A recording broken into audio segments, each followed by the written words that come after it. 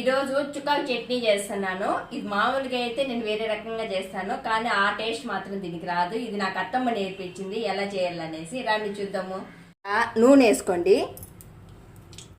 ముందుగా ఆవారు, జీలకర్ర, తెల్లగడ్డ వేసుకోవాలి. అందరూ చాలా మంది అడుగుతూ ఉంటారండి, నేను ప్రతిదానికి జీలకర్ర వేస్తాననేసి. జీలకర్ర వేస్తే అరుగుదల బాగా అవుతుంది,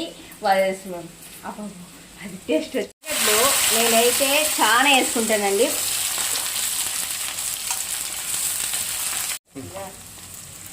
ఎర్రగడ్డలు చాలా వేసుకోండి, బాగుంటుంది టేస్ట్. పచ్చిమిరపకాయలు కూడా చాలా వేసుకోవాలి, ఎందుకంటే ఆకు పుల్లగా ఉంటుంది కాబట్టి పచ్చిమిరపకాయలు చాలా వేసుకుంటే కారము పులుపు సరిపోతుంది.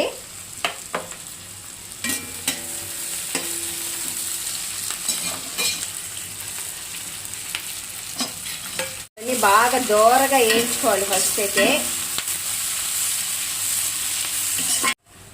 ఇప్పుడు టమాటాలు వేసుకోండి. ఇందులోనే ఉప్పు సరిపడంత, అలానే పసుపు కూడా వేసుకునేసి ఇవి కూడా బాగా టమాటా మగ్గేంత వరకు బాగా వేయించుకోవాలి.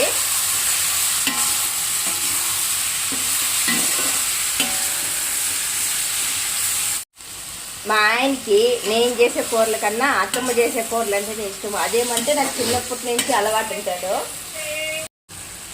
ఇలా కొంచెం టమాటా మట్టబడినాక ఇలా బాగా అదుల్చునేయండి ఫస్ట్. ఇవి కారం లేని పచ్చిమిరపకాయలు లేదు, కారం ఉన్నాయి. మొన్న తెచ్చిండేటి కారం లేవు, మళ్ళీ నేను బజార్కి వెళ్ళి తెచ్చినప్పుడు కారం ఉన్నాయి. అట్లా కారం ఉండాలి కదా, ఆకు పులుపు, ఆకు పొచ్చి పులుపుగా ఉంటుంది. అందుకనేసి మనం పచ్చిమిరపకాయలు చాలా వేసుకున్నాం అంటే ఆ పులుపుకి కారం సరిపోతుంది. ఇందులోకి ఒక ధనియాల పొడి స్పూన్ వేసుకునేసి బాగా కలబెట్టుకునేసి ఆకు కూడా వేసేసుకునేది. ఈ ఎండలేమో ఇంకా ఎండాకాలం ఉన్నట్లే ఉంది. వంటంలో వంట చేస్తా ఉంటే చెమట్లు కారిపోతున్నాయి నాకైతే కదా అసలు.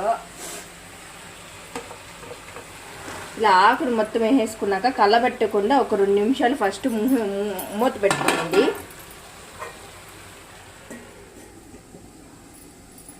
నుంచి నీళ్ళు వస్తాయండి, అవి నీళ్ళతోనే ఉడికిపోతుంది ఆకంతా.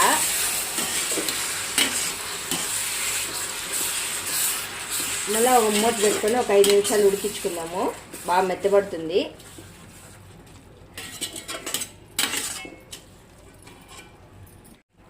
ఇంతే అండి, కూర అయిపోయింది.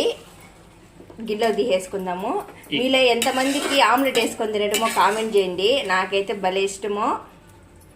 ఏ దాంట్లో ఆమ్లెట్ తినాల్సిందే, అది నా ఫేవరెట్. ఏం కూర పండు ఇదే? చుక్కాకు చట్నీ.